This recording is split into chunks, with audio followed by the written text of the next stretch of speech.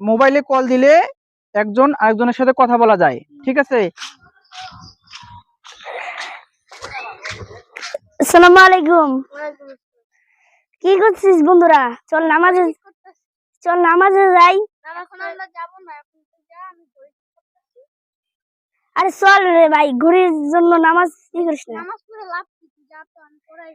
আরে ভাই, আরে না চল ভাই, নামাজে চল ভাই, চল। আমি এখন যাইবো না ভাই, তুই চল নামাজে ভাই।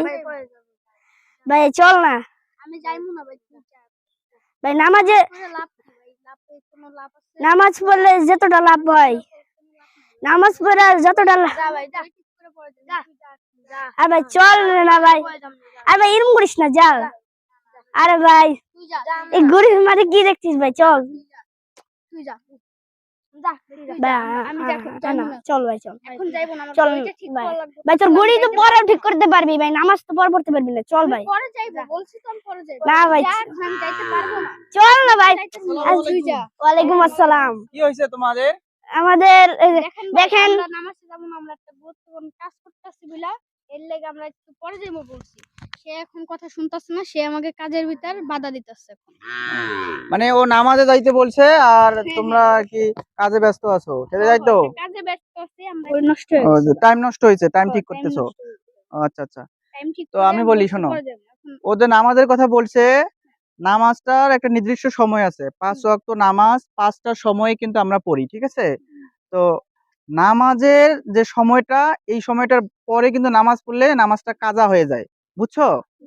তো এই যে নামাজের কথা বলছে, নামাজ কিন্তু অত্যন্ত গুরুত্বপূর্ণ জিনিস। আমরা নামাজের মাধ্যমে আল্লাহ তাআলার নৈকট্য লাভ করতে পারি, তাই না? আমরা মুসলমান হিসেবে আমাদের নামাজটা অত্যন্ত গুরুত্বপূর্ণ, বুঝছো?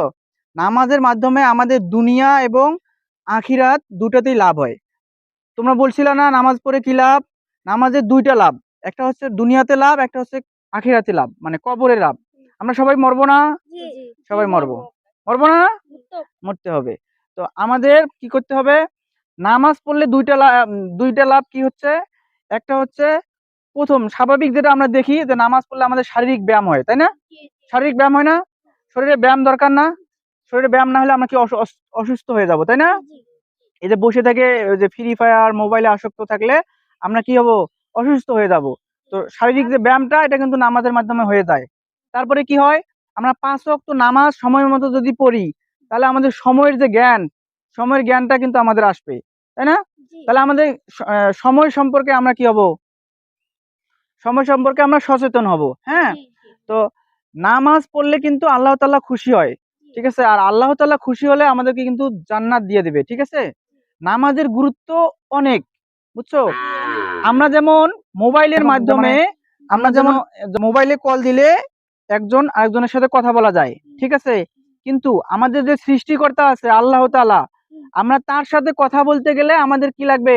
নামাজ লাগবে। নামাজের মাধ্যমে আমরা কথা বলতে পারবো। নামাজ ছাড়া কিন্তু আমাদের সৃষ্টিকর্তার কাছে আমরা কথা বলতে পারবো না। এমনিতেও পারবো, দোয়া করতে পারবো, আল্লাহ আমাদের সবকিছু দেখেন, কিন্তু নামাজটা হচ্ছে শ্রেষ্ঠ মাধ্যম। কি? শ্রেষ্ঠ মাধ্যম। তো এটা হচ্ছে দুনিয়ার লাভ। তারপর হচ্ছে কবরের লাভ হলো কি? কবরের মধ্যে গেলে নামাজ হচ্ছে বেহেশতের চাবিকাঠি, বুঝছো? নামাজ কি? বেহেশতের চাবিকাঠি। নামাজ বেহেশতের চাবিকাঠি। আর যখন আপনি একজন মানুষ কবরে চলে যায় বা দুনিয়া থেকে চলে যায়, সর্বপ্রথম তার কিসের হিসাব হবে? নামাজের হিসাব হবে।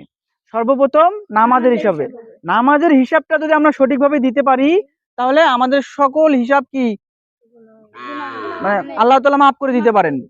সুতরাং নামাজের হিসাব যেহেতু সর্বপ্রথম হবে, তাহলে আমাদের কি নামাজ পড়তে হবে, ঠিক আছে? তোমার এই ঘড়ির কাজটা নামাজ শেষ করে এসেও করতে পারবা, ঠিক আছে? নামাজ শেষ করে এসে ঘড়ির কাজটা করো, হ্যাঁ? ঠিক আছে, যেহেতু নামাজের কথা বলতেছে, নামাজ পড়বা, হ্যাঁ?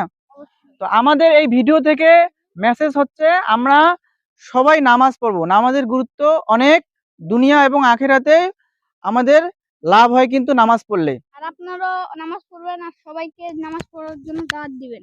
আর যদি ভিডিওটা ভালো লাগে তাহলে শেয়ার করে দিবেন প্লিজ। আল্লাহ হাফেজ।